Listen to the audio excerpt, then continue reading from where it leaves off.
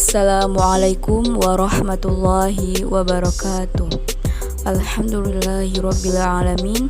Wassalatu wassalamu ala asyrafil anbiya'i wal mursalin wa ala alihi wa sahbihi rasulillahi ajmain. Amma ba'du. Yang terhormat Ibu Sukma Mahelda selaku dosen pengampu mata kuliah Ushul Fikih dan Kaidah Fikih. Sebelumnya perkenalkan, nama saya Harisma Noviana.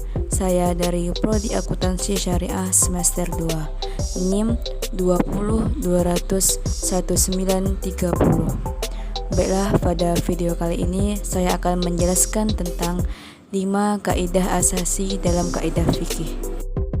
Yang pertama, perkara tergantung tujuannya. Kaidah fikih ini berasal dari hadis Nabi, yaitu sesungguhnya amalan itu tergantung pada niatnya. Kaidah ini menegaskan bahwa setiap amalan yang dilakukan seseorang akan sangat tergantung dari niatnya. Apakah amalan itu akan diterima oleh Allah atau tidak, tergantung pada keikhlasan niat orang yang beramal. Kaidah ini juga berarti bahwa setiap amalan mubah bisa menjadi ibadah jika dilakukan dengan niat ibadah. Misalnya, kegiatan duduk diam di masjid bisa jadi ibadah jika diniatkan untuk itikaf. Selanjutnya, kaidah ini juga bisa dilakukan untuk membedakan antara perbuatan biasa atau adat dengan ibadah dilihat dari niatnya. Terakhir, suatu ibadah jika bisa dibedakan dengan ibadah lain dengan melihat pada niat yang digunakan. Misalnya untuk membedakan sholat zuhur, asar, dan isya. Atau untuk membedakan ibadah pada puasa Daud, Senin Kamis, dan lain sebagainya. Yang kedua, keyakinan tidak bisa dihilangkan dengan keraguan. Kaidah kedua ini berasal dari hadis tentang orang yang ragu-ragu apakah dia telah buang angin atau tidak dalam sholatnya. Kemudian Rasulullah bersabda, hendaknya ia tidak meninggalkan atau membatalkan sholatnya sampai ia mendengar suara atau mendapati bau dari kentutnya. Selain itu, ada pula hadis dari salah satu sahabat, yaitu Abu Sa'id Al-Khudri, di mana Rasulullah SAW bersabda, jika salah seorang kalian ragu-ragu dalam sholatnya dan tidak tahu apakah dia sholat 3 rakaat atau 4 rakaat, maka hendaklah dia buang keraguannya dan menetapkan hatinya atas apa ia yakini. Yang ketiga, kesempitan mendatangkan kemudahan. Kaidah ketiga ini berasal dari firman Allah sebagai dalil, yaitu Allah menginginkan kemudahan buat kalian dan tidak menginginkan kesulitan buat kalian.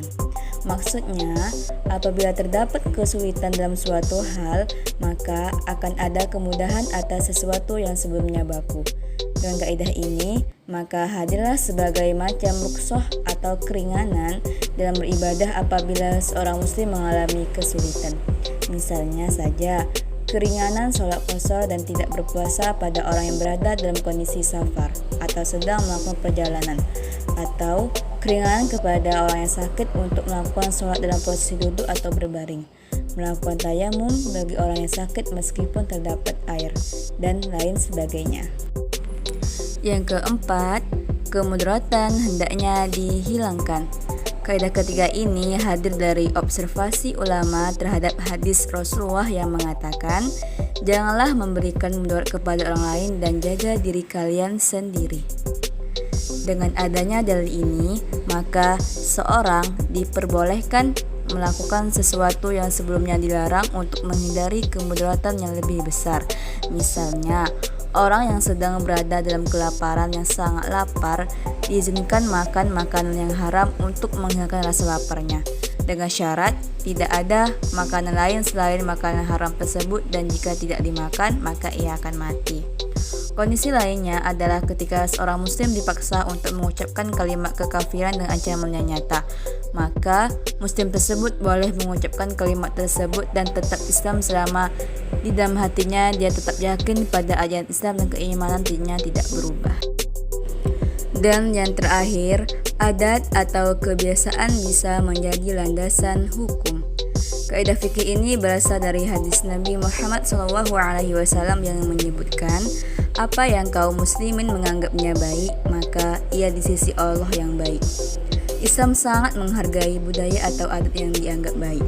Termasuk di dalam kaidah fikih ini adalah penetapan masa haid, besaran nafkah, kualitas bahkan makanan untuk kufarat dan akad jual beli. Itulah 5 landasan umum atau kaidah fikih yang ada dalam agama Islam. Masing-masing kaidah ini bisa digunakan sesuai dengan waktu dan kondisi yang sesuai. Baiklah, sekian penjelasan saya mengenai 5 kaidah asasi dalam kaidah fikih. Semoga bermanfaat untuk kita semua. Akhiran, wassalamualaikum warahmatullahi wabarakatuh.